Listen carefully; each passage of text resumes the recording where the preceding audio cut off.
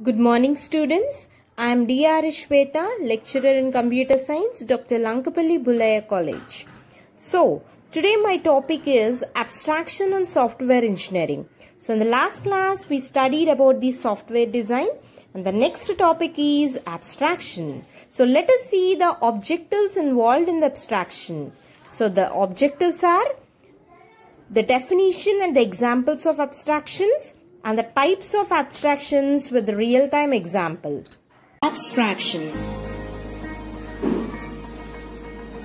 So, in this video, I would like to discuss about the abstraction. Abstraction is one of the fundamental concepts. This is one of the fundamental concepts in software engineering. So, what is generally abstraction? So, abstraction indicates all about the hiding complexity. So, hiding complexity. So, what is hiding complexity? Means hiding the data without including the background details. I will give you a good example on this hiding complexity. For example, if you want to print a document. So, what is your concept? If you want to print a document, what you will do? You will go to the file menu. Okay. And where you will go? You will go to the print option and the copy will come. So, this is what you will get by printing a document. Okay. This is what happening. This is what you seeing. You are observing. But what is happening inside it? You don't worry about how the computer prints the data. Okay, how the computer prints the data and what happens inside the computer. What happens inside the computer?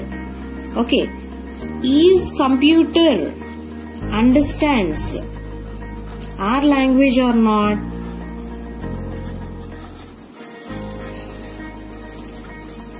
These all you don't require. So what do you require? You want a print document. That is your final destination. You will go to the file, you will print and you will get a copy of the document. So you bother about only this one. You need not bother about how the file is going to print, how it is going to print inside, what is happening inside the system. Yes, the computer understands. You don't bother all these things. So this is nothing but as the hiding complexity. You don't want what is happening inside. You just want the output itself. That is called as abstraction. Abstraction means, now you go to the definition of abstraction. Abstraction means hiding the details without hiding the complexity. Hiding the complexity without knowing the background details. Without knowing the background details is called what? Abstraction. Is called abstraction. Okay, now you understood. Then I will tell you another one.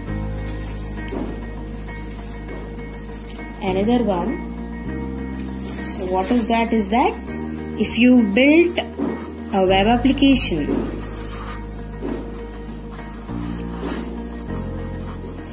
web, business, finally what is that? Data. When we build an application, so these applications will be in the form of layers. The web layer doesn't worry about this web layer doesn't worry about the data layer. So the data layer doesn't worry about the business. So nothing is worried about the one another. So we doesn't worry about the assembly language program.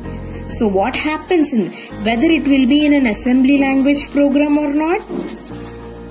We doesn't require that. So we just follow either Java or Python. That is, these are what? Human readable language. I think you are clear about the complete abstraction. What is abstraction? You need not worry what happens inside the system. You need not worry. So you require only the output. That is called as abstraction. Now let us see the types of abstraction. Types of abstraction. Okay. So, in this types of abstraction is of how many types? It consisting of 2 types.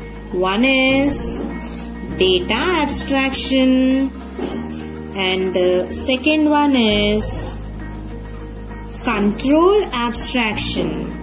One is data abstraction and second one is control abstraction. So data abstraction and control abstraction. So what happens in the data abstraction? So in the data abstraction, it is a named collection of data.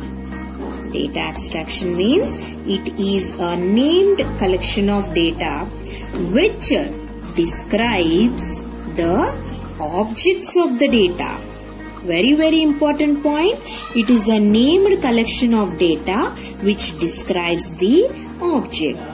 So it includes set of attributes that describes. So what it includes? It includes set of attributes.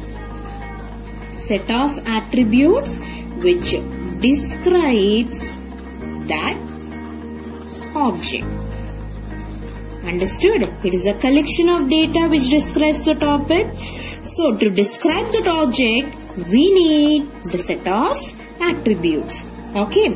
For example, I will give you a real-time example of the data abstraction.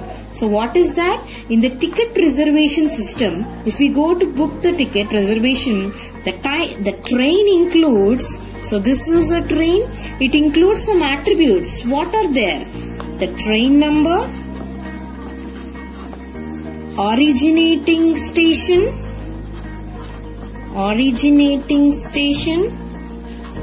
and finally what? Destination station, etc. Okay. So this is data abstraction. Means if we book something train, if we book some train reservation, so what we required? We required the train number, originating system means the source station. Okay, destination station. We require these 3 things. This is called data. We just want the data of the train number. We want the source where we starting, the starting one, or this is simply called as starting station. In a simple words, it is called a starting station, or this is called as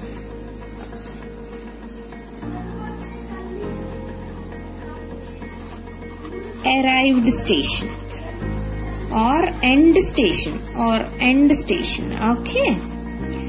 Okay. So this is called data abstraction. We want the train number, the starting station and the end station. So this is called data. So attributes of the train are what? What are the attributes of the train? Train number, starting station and ending station. Okay. Train number, starting station, ending station. These are the data abstraction attributes. Understood? Now let us see what is control abstraction. So what is control abstraction? So this is what it defines the, so what we call? It defines the control flow without providing the internal details,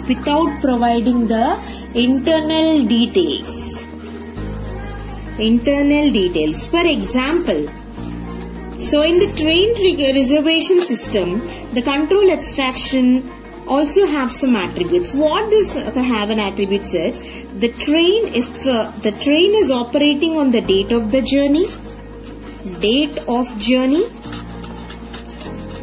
check if the seats are available or not, and book seat if the payment is cleared. If payment is cleared. Okay. So control abstraction means this is the flow. This is a step-by-step procedure. Step-by-step approach. So what the train details have? The date which we were traveling, how many seats are available, if the seats are booked, if we select the seats, then simply the payment is cleared. Understood? This is called as control abstraction. So what is the difference between data abstraction? Data abstraction means we want just only the data. We have that object consisting of attributes. The attributes means train number, starting station and destination station. And we are coming to the control abstraction. We book a date and we select the seats, we book a seat and finally the payment is cleared. This is called as a flow. That is flow of control. Is called control abstraction. So this is called abstraction in detail. Okay. So far we learnt about the abstraction clearly.